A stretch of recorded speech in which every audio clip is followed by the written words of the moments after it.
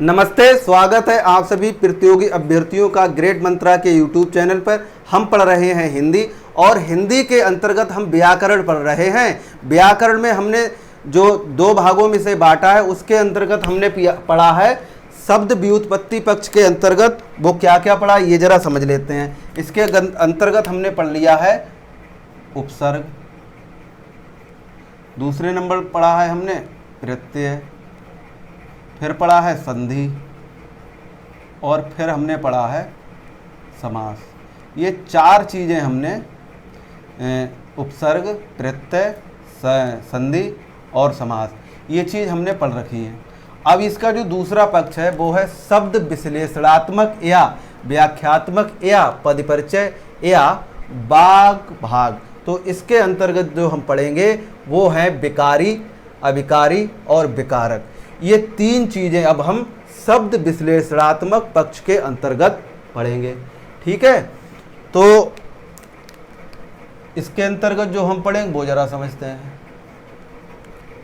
इसमें जो विकारी है इसके अंतर्गत हम पढ़ेंगे संज्ञा, सर्वनाम, क्रिया विशेषण। और जो अविकारी है इसके अंतर्गत जो आएगा वो होगा क्रिया विशेषण और संबंध सूचक, समुच्चय बोधक, विस्मयादि बोधक और हमारा हो जाएगा निपात। फिर जो विकारक है इसमें लिंग, वचन, कारक, काल, पुरुष और वाच्य इसके अंतर्गत हम पढ़ेंगे। अब ये जो संज्ञा है वो क्या है उसे जरा समझेंगे। ये जो संज्ञा के पद के विकारक जो तत्व हैं उसमें हम इनका जो विस्तार किया वो समझो। लिंग, वचन और कारक हम पढ़ेंगे संज्ञा के अंतर्गत, और जो सर्वनाम है उसके अंतर्गत हम पढ़ेंगे वचन और कारक। फिर जो विशेषण पद के विकारक तत्व हैं वो समझो वो लिंग और वचन है। फिर क्रियापद के विकारक पद लिंग, वचन, काल, पुरुष और वाच्य ये चीज़ हम पढ़ेंगे। अब ये जो संज्ञा प्रकरण है तो ये संज्ञा प्रकरण ना होके यहाँ पे हम बिंदु वाइज पढ़ेंगे, पॉइंट वाइज पढ़ेंगे। जैसे ये जो संज्ञा की अगर हम स्पेशल बात करें तो वो क्या है वो समझो।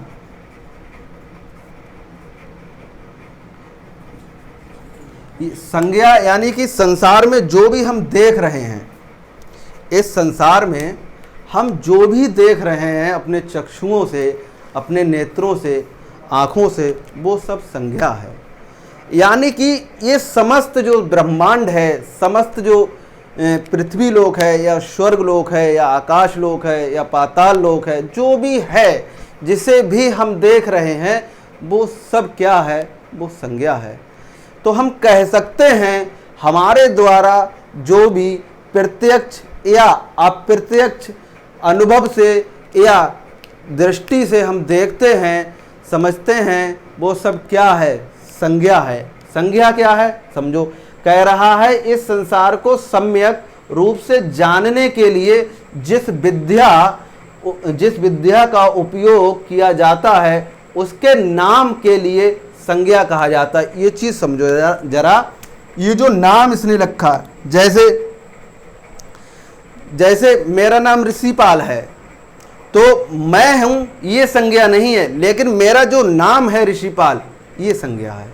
ठीक ऐसी जैसे आप देख रहे हैं ये जो मार्कर मैं आपको दिखा रहा हूं, तो ये जो मार्कर इसका नाम है। हम दुकान पे जाकर मांगते हैं कि भाई हमारे लिए एक मार्कर दे दीजिए, तो हम जिस नाम से इसे पुकारते हैं वो संज्ञा है, ना कि ये जो मार्कर है वो संज्ञा है। लेकिन जो पदार्थ है फिर ये किसी मेटल से ही तो बना है, धातु है या इसमें जो भी सामग्री लगी है तो वो भी संज्ञा नहीं है। उसका जो नाम है पदार्थ वो संज्ञा है। ये चीज समझो। अब कह रहा है पदार्थ के नाम को संज्ञा कहते हैं। फिर समझो ये पदार्थ, इसमें व्यक्ति, वस्तु, स्थान या भाव ये जो सब हैं इनके जो नाम हैं वो क्या है संज्ञा है, ना कि ये व्यक्ति, वस्तु और स्थान ये संज्ञा है। ठीक ऐसे ही यानी संसार, यानी जो समग्र संसार है, समस्त संसार है, संज्ञाओं का क्या है समुच्चय है, ग्रुप है। एक बहुत बड़ा विस्तार का जो एक क्या बोलते हैं पिंड है वो क्या है वो संज्ञा है। इस संसार में जो भी व्यक्ति है, वस्तु है, प्राणी है, पुरुष है, महिला है, अध्यापक है, टीचर है, घर है, मोबाइल है, टेलीफोन है, दैनिक जीवन से लेके हमारी जो विस्तार जीवन है उस तक जो भी हम देख रहे हैं, सुन रहे हैं, समझ रहे हैं, ये सब क्या है? ये सब संज्ञा है। फिर समझो, यानी कि यहां तक कि आपकी जो प्रेमिका है, तो ये जो प्रेमिका शब्द है, जो नाम है, ये संज्ञा है, लेकिन आपकी जो प्रेमिका देह है वो संज्ञा नहीं है। अब समझो, संज्ञा को धारण करने वाला क्या कहलाता है? संगी कहलाता है। क्या कहलाता है? संगी कहलाता है। ऐसे ही संज्ञा के जो मूल या व्युत्पत्ति के जो आधार पर इसके भेद हैं वो 3 है। इसका जो पहला भेद है वो है रूढ़। संज्ञा का पहला भेद रूढ़ है, दूसरा है यौगिक, और तीसरा इसका हो जाएगा योग रूढ़। तो जो रूढ़ शब्द है, इसके अंतर्गत जैसे एग्जाम्पल लें तो वो कृष्ण हो जाएगा, यमुना हो जाएगा, और जो यौगिक है इसमें पनघट हो जाएगा और पाठशाला, क्योंकि यौगिक का अर्थ होता है 2 से अधिक। तो जो 2 है या 2 से अधिक वस्तुएं हैं या जो भी कुछ है शब्द हैं, उसके लिए हम क्या कहते हैं? यौगिक। तो देखो, इसमें पनघट यानी जो पानी का घाट है उसके लिए क्या कहेंगे? पनघट है। फिर ये पाठशाला, जहाँ पर पाठ का हम अध्ययन करते हैं वो क्या हो जाएगा? पाठशाला। ऐसे ही देखो, ये योग रूढ़, ये जलज और पीताम्बर, ये जो शब्द हैं ये क्या हो जाएंगे? योग रूढ़ हो जाएंगे। अब समझो, ये जो प्रयोग के आधार पर शब्दों के जो भेद हैं वो विकारी और अविकारी हैं। हम कह सकते हैं कि जो हम पढ़ेंगे व्याकरण के अंतर्गत, उसमें हम क्या पढ़ेंगे? वो विकारी और अविकारी जो शब्द हैं उन्हीं को हम पढ़ेंगे। ठीक है सर, आगे चलते हैं। ये जो संज्ञा है, ये जो संज्ञा के कुल जो अर्थ है उसके आधार पर अगर हम बात करें, यानी संज्ञा के कुल जो अर्थ के आधार पर बात करें तो वो क्या है? यानी कि एक तो हमारी हो जाएगी व्युत्पत्ति पक्ष, या अर्थ के आधार या कुल के आधार पर जो संज्ञा है वो हमारी हो जाएगी 5 प्रकार की। अब यहाँ पे जो संज्ञा है, जो मूल संज्ञा है, उसके तो 3 हो गए, ये व्यक्तिवाचक, जातिवाचक और भाववाचक। लेकिन जो जातिवाचक संख्या है उसी के अंतर्गत एक तो हो जाएगा द्रव्यवाचक और दूसरा हो जाएगा समूहवाचक। तो इसके जब मूल की बात करेंगे तो जो हो जाएगी 3, और इसके अर्थ के आधार बात करेंगे तो ये 5 हो जाएगी। तो ये जो द्रव्यवाचक और जो समूहवाचक है ये जातिवाचक के ही उपभेद हैं। तो जो हमारी संज्ञा के जो कुल अगर वो भेद पूछेगा तो कितने हो जाएंगे? 5। और वैसे अगर पूछेगा तो कितने हो जाएंगे? 3। यानी कि जो मूल है इसके भाग वो तो 3 है संज्ञा के, और जो कुल अगर भाग की बात करें तो 5 भाग हो जाएंगे। अच्छा, आगे चलते हैं। यानी कि जो हमारी व्यक्तिवाचक संख्या है उसमें नाम हो जाएगा किसी के, जैसे किशन है या XYZ और भी कुछ है। फिर जो जाति है, जैसे हम मनुष्य हैं तो कहते नहीं मानव धर्म हमारा है, तो हमारी जो जाति है वो मनुष्य। क्यों? क्योंकि मनुष्य एक सामाजिक प्राणी है, तो उसमें जो समाज का जो क्या बोलते हैं क्रियान्वय होता है, समाज का जो निर्माण है वो ऐसा थोड़ी समाज कोई एक व्यक्ति है, हम सबका जो समूह है वही तो समाज है। तो जो समाज के अंतर्गत आएगा, जो समाज के अंतर्गत आएगा वो जाति है, और जाति क्या है? मनुष्य हमारी जाति है, तो जातिवाचक संज्ञा हो जाएगी। इसी प्रकार से हमारा जो द्रव्यवाचक है वो खाद्य सामग्री हो जाएगी, चाहे वो तेल है या हमारे अन्य पदार्थ हैं जो लिक्विड की फॉर्म में पाए जाते हैं या जो ठोस फॉर्म में पाए जाते हैं, जैसे माप और तोल सके, तो वो किस में आ जाएगा? वो द्रव्यवाचक में आ जाएगा। इसी प्रकार ये जो समूहवाचक है, इसमें क्या है? समूहवाचक संज्ञा है, इसमें कक्षा जैसे ग्रुप है किसी का, तो वो क्या हो जाएगा? वो संज्ञा के अंतर्गत, समूहवाचक संज्ञा के अंतर्गत आएगा।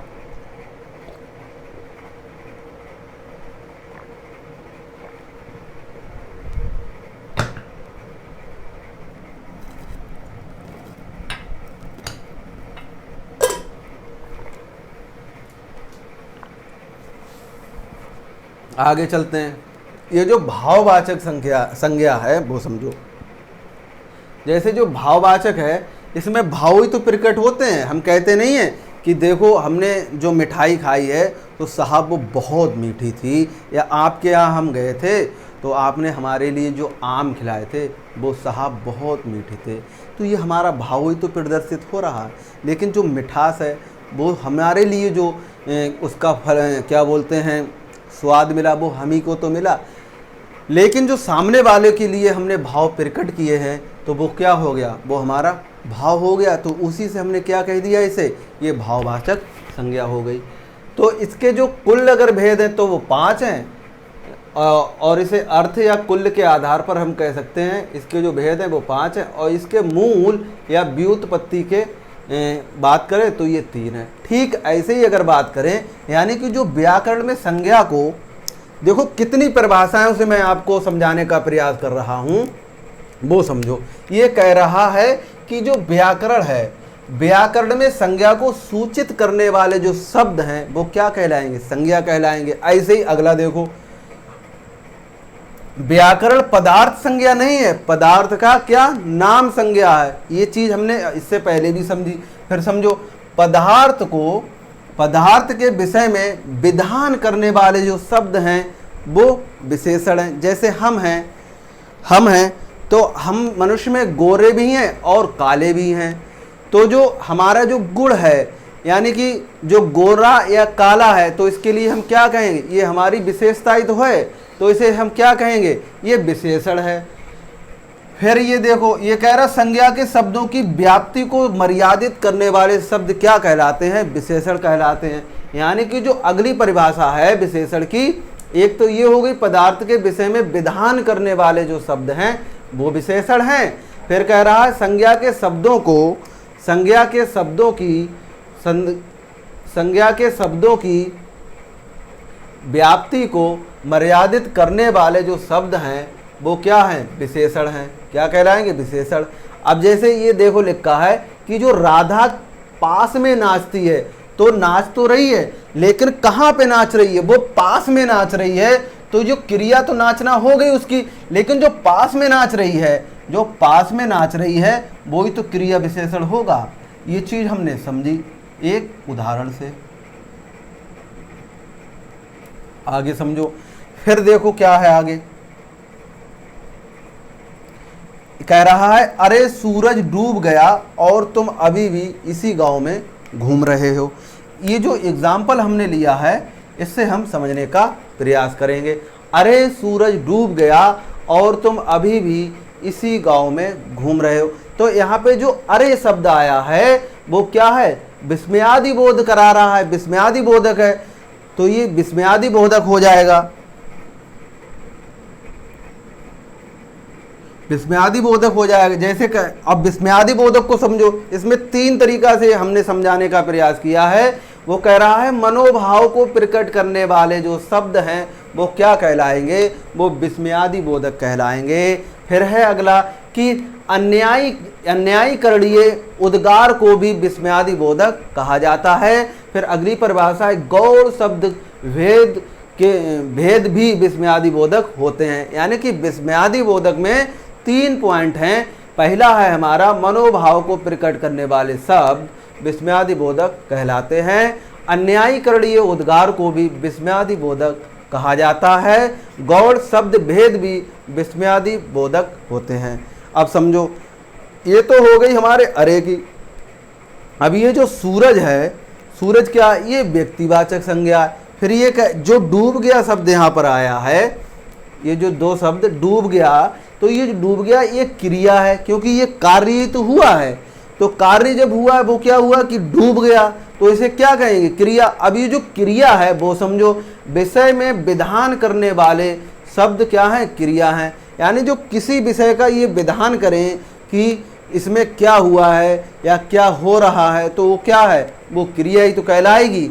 तो क्रिया के लिए कैसे हम परिभाषित करेंगे, विषय में विधान करने वाले शब्द क्रिया होते हैं। अब ये समुच्चय बोधक है, तो जो और जो यहाँ पे शब्द लिया गया है ये क्या है, ये समुच्चय बोधक है। ये जो समुच्चय बोधक है वो क्या है, वो और है।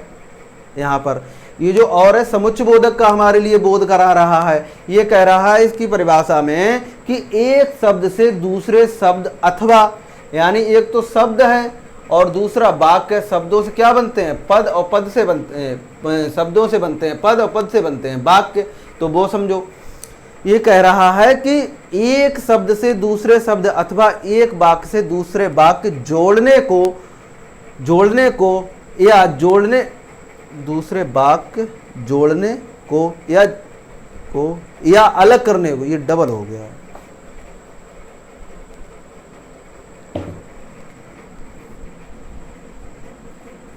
ये हो जाएगा एक शब्द से दूसरे शब्द अथवा एक वाक्य से दूसरे वाक्य जोड़ने को या अलग करने वाले शब्दों को व्याकरण में क्या कहते हैं? समुच्चय कहा जाता है। क्या कहा जाता है? समुच्चय कहा जाता है। यानी कि जो समुच्चय बोधक हैं वो क्या है हमारा, जैसे और है, तथा है, ये जो शब्द क्या है? ये समुच्चय बोधक हैं। तो ये कह रहा है समुच्चय बोधक में ये जो परिभाषा कह रहा है, एक शब्द से दूसरे शब्द अथवा एक वाक्य से दूसरे वाक्य जोड़ने को या अलग करने वाले जो शब्द हैं उनको क्या कहेंगे? हम व्याकरण में समुच्चय बोधक कहेंगे। जैसे कहते नहीं राम या श्याम, फिर हम लिखते हैं कि सीता तथा घर, फिर कहते हैं रावण या राम। तो ये जो शब्द यहाँ पर आ रहा है, जैसे या है, तथा है, या है, और जैसे लिखते हैं जैसे मोहन और सोहन। तो यहाँ पे जो और शब्द आए ये या है, तथा है, या है, तो इसको क्या कहेंगे? ये तो हमारे क्या हैं? समुच्चय बोधक हैं। ये समुच्चय को ही तो जोड़ रहे हैं या अलग कर रहे हैं। फिर कह रहा है तुम, ये जो तुम शब्द यहाँ पर आया है, तुम, यहाँ पे ये तुम जो है ये सर्वनाम कहलाता है। संज्ञा के प्रतिनिधि चिन्ह सर्वनाम कहलाते हैं। फिर ये जो आया है अगला अभी, अब जो अभी है वो समझो यानी क्रिया विशेषण है। ये जो अभी है ये क्रिया विशेषण है, और जो अभी है ये काल वाचक के अंतर्गत आएगा। फिर इसमें कह रहा है इसी, अब जो इसी आया है ये क्या है? इसी है। इसी में जो इसी है, ये जो इसी है, इसी जो शब्द है ये सार्वनामिक विशेषण है। अब ये सार्वनामिक विशेषण क्या है वो समझो। इसमें जो सार्वनामिक विशेषण के अंतर्गत जैसे यह है, इसी है, वह है, ये आएंगे शब्द। फिर ये है गांव, तो गांव है ये क्या है? संज्ञा पदार्थ है, और जो के पास है, ये तो गांव हो गया संज्ञा पदार्थ, और जो के पास है, गांव में अरे सूरज डूब गया और तुम अभी भी इसी गांव के पास घूम रहे हो। गांव के पास में घूम रहे, गांव के पास में घूम रहे। सॉरी, क्षमा चाहूँगा, यहाँ पे ये चीज़ आएगा पूरा सेंटेंस कि गांव के पास में घूम रहे हो। तो यहाँ पे जो के पास है, जो के पास लिखा है, ये जो के पास है ये क्या है? संबंध सूचक अव्यय। अब ये जो संबंध सूचक अव्यय है वो क्या है? ये है किसी संज्ञार्थक शब्द का क्रिया के साथ संबंध जोड़ने वाले शब्दों को क्या कहते हैं? संबंध सूचक अव्यय कहते हैं। अब ये देख रहे हो, ये लिखा है घूम रहे हो, तो ये घूम रहे हो यह क्या है? ये क्रिया है, यानी जो करने का बोध कराए वो क्या कहलाती? क्रिया कहलाती। जैसे घूम रहे हो, खा रहे हो, पी रहे हो, लिख रहे हो, पढ़ रहे हो, ये सब क्या कहलाएगी? ये क्रिया कहलाएगी। तो ये जो चीज़ आज हम समझ रहे हैं हिंदी व्याकरण में, जो हम इसकी रूपरेखा तैयार कर रहे हैं, जो प्रकरण हम लेके चल रहे हैं, उसके अंतर्गत हमने जो विश्लेषणात्मक जो पक्ष है उसकी आज बात की है। और हम ये जो हिंदी व्याकरण में उपसर्ग, प्रत्यय, संधि, समास, ये चार चीज़ें हमने पढ़ रखी हैं। तो आज से जो हमारा चलेगा वो शब्द विश्लेषणात्मक या व्याख्यात्मक या पदपरिचय या बाग भाग पक्ष चलेगा। तो ये जो इसके 3-4 नाम हैं, एक है इसका शब्द विश्लेषणात्मक, या हम दूसरा कह सकते हैं व्याख्यात्मक, या तीसरा कह सकते हैं हम पदपरिचय, या चौथा कह सकते हैं हम बाग भाग पद पक्ष, सॉरी। तो ये जो हम चलेंगे आज लेके, तो इसके अंतर्गत विकारी, अबकारी और विकारक, ये चीज़ें लेके चलेंगे। तो ये चीज़ें हमने दृष्टि डाल रखी है, इसको पुनः हम समझने का प्रयास करते हैं। यानी जो विकारी है उसमें संज्ञा, सर्वनाम और क्रिया विशेषण आएगा। जो विकारी है इसके अंतर्गत संज्ञा, सर्वनाम, क्रिया विशेषण आएगा, और जो अविकारी है इसके अंतर्गत आएगा क्रिया विशेषण, संबंध सूचक, समुच्चय बोधक और विस्मयादि बोधक, फिर आएगा निपात। और जो हमारा विकारक है इसमें आएगा लिंग, वचन, कारक, काल, पुरुष और वाच्य। फिर जो हमारी संज्ञा के जो पद के जो तत्व हैं वो हैं लिंग, वचन और कारक। फिर जो हमारा सर्वनाम के विकारक तत्व हैं वो हैं वचन और कारक। फिर हमारा विशेषण पद के जो विकारक तत्व हैं वो हैं लिंग और वचन। फिर हमारा जो क्रिया पद के जो विकारक पद हैं वो हैं लिंग, वचन, काल और कारक और वाच्य। अच्छा, अब समझो ये जो संज्ञा है इसमें जो परिभाषा है वो समझते हैं जरा। इसमें ये कह रहा है इस संसार को सम्यक रूप से जानने के लिए जिस विद्या का क्या करते हैं, उपयोग करते हैं, प्रयोग करते हैं, यूज करते हैं, उसके जो नाम है उसके नाम के लिए हम क्या कहते हैं, संज्ञा कहते हैं। पदार्थ के नाम को क्या कहते हैं, संज्ञा कहते हैं। पदार्थ के नाम को भी हम क्या कहते हैं, संज्ञा कहते हैं। अब ये पदार्थ है जिसमें व्यक्ति, वस्तु, स्थान या भाव, ये जो जितने भी हैं ये पदार्थ की संज्ञा में कहलाएंगे। फिर ये जो संसार है, संसार यानी संज्ञाओं का जो समूह है या समुच्चय है वो क्या है, संसार है। फिर ये कह रहा है अगले संज्ञा के मूल यानी कि व्युत्पत्ति पक्ष के आधार पर जिसको अगर हम बांटें तो ये बटेगा रूढ़ और यौगिक और योग रूढ़। अभी ये जो प्रयोग के आधार पर यानी जो पढ़ेंगे हम वो पढ़ेंगे, इसके 8 भेद हैं तो 4 पढ़ेंगे विकारी और 4 पढ़ेंगे अभिकारी। ठीक है सर। फिर ये चीज़ हमने पढ़ ली। अब ये संज्ञा के कुल अगर भेद की बात करें तो इसके 5 हो जाएंगे, यानी कि संज्ञा के कुल या अर्थ के आधार जो भेद हैं वो 5 हो जाएंगे। पहला होगा व्यक्तिवाचक संज्ञा, इसके अंतर्गत हम पढ़ेंगे किसन है, जैसे नाम है और भी एग्जाम्पल है। जातिवाचक के अंतर्गत मनुष्य आ जाएगा। जातिवाचक संज्ञा का ही जो उपभाग है वो द्रव्यवाचक और समूहवाचक हो जाएगा। तो जो विलेख है यानी कि व्यक्तिवाचक, जातिवाचक और भाववाचक, जब इन तीनों को हम मिलाएंगे तो ये क्या, इनकी संख्या हो जाएगी 3, और ये 3 है ये हमारे मूल हो जाएंगे। और इन्हीं में जातिवाचक अगर ये द्रव्यवाचक और समूहवाचक हम मिला दें, इसी में हम 2 और जोड़ दें तो ये 5 हो जाएंगे। तो हमारी कुल अगर संज्ञाओं की बात करेंगे तो वो 5 हो जाएंगे। अब जो व्याकरण में संज्ञा को सूचित करने वाले शब्द हैं वो क्या है, संज्ञा। एक परिभाषा ये है। दूसरी है व्याकरण पदार्थ संज्ञा नहीं है, पदार्थ का जो नाम है वो संज्ञा है। फिर कह रहा है पदार्थ के विषय में विधान करने वाले जो शब्द हैं वो क्या है, विश्लेषण है, विशेषण है। और संज्ञा के शब्दों की व्युत्पत्ति मर्यादित करने वाले जो शब्द हैं वो क्या है, विशेषण है। फिर कह रहा है जैसे उदाहरण में कि जो राधा के पास में नाचती है, राधा पास में नाचती है, उसमें जो पास जो शब्द हैं इसके लिए क्या है, इसे हम क्रिया विशेषण कहेंगे। फिर ये कह रहा है उदाहरण में कि अरे सूरज डूब गया और तुम अभी भी इसी गांव के पास क्या कर रहे हो, घूम रहे हो। तो इसमें जो सूरज है और जो अरे है, इससे पहले तो जो विस्मयादि बोधक जो चिन्ह है वो अरे है, और इसमें जो चिन्ह है वो ये है, और जो अरे है वो विस्मयादि बोधक शब्द है। मनोभाव को प्रकट करने वाले शब्द को क्या कहते हैं, विस्मयादि बोधक कहते हैं। या अन्याकरणीय उद्गार को भी विस्मयादि बोधक कहा जाता है, और गौड़ शब्द के भेद को भी क्या कहते हैं, विस्मयादि बोधक कहते हैं। अब ये जो सूरज है ये क्या है, ये व्यक्तिवाचक संज्ञा, और जो डूब गया है ये क्या है, ये क्रिया है। तो विषय में जो विधान करने वाले जो शब्द हैं वो क्रिया है, और जो और है ये समुच्चयबोधक शब्द है। समुच्चयबोधक शब्द क्या है, शब्द से दूसरे शब्द यानी एक शब्द से दूसरे शब्द अथवा एक वाक्य से दूसरे वाक्य को जोड़ने को या अलग करने को क्या कहते हैं, शब्दों को व्याकरण में समुच्चय कहते हैं। फिर है तुम। अब ये जो तुम है ये सर्वनाम है, ये संज्ञा के प्रतिनिधि जो चिन्ह है वो क्या है, सर्वनाम है। फिर इसी प्रकार जो अभी है वो अभी क्रिया विशेषण है, और इसमें जो अभी है वो कालवाचक है, अभी है जो वो क्या है, कालवाचक है। फिर इसमें जो क्या है, इसी शब्द है वो क्या है, विशेषण है। तो जो इसी है वो सार्वनामिक विशेषण के अंतर्गत आएगा, और जो गांव है ये संज्ञा का पदार्थ है, और जो के पास में लिखा है ये संबंध सूचक क्या है, अव्यय है। और जो हमारा सार्वनामिक विशेषण वो है एह, इसी, वह आदि आदि।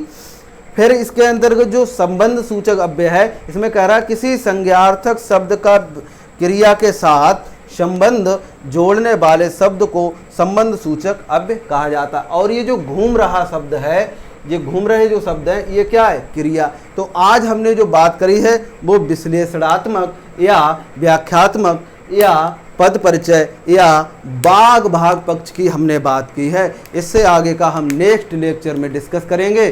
तब तक के लिए टाटा और बाय बाय। साथियों इसी तरह से पढ़ते रहिए। वो कहते नहीं हैं कि सपने जो देखते हैं वो कभी साकार भी करते हैं, और जो सपने ही नहीं देखते हैं वो साकार क्या करेंगे।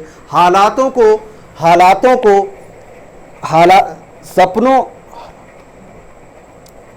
को बदलने से पहले हमारे लिए सपने देखने होंगे, और जब हमें सपने सच करना है तो क्या करना होगा, उसके लिए मेहनत करनी होगी, पढ़ाई करनी होगी, परिश्रम करना होगा। जिस कार्य क्षेत्र में हम सफल होना चाहते हैं उसके लिए हमें सामान्य से अधिक मेहनत करनी पड़ेगी। तो साथियों, इसी तरह से पढ़ते रहिएगा, आगे बढ़ते रहिएगा। चैनल को सब्सक्राइब कर बेल आइकन को प्रेस कर वीडियो को लाइक और शेयर करने के लिए आप सभी का हृदय की गहराइयों से प्रेम पूर्वक मुस्कुराहट के साथ बहुत बहुत धन्यवाद। जय हिंद, जय भारत।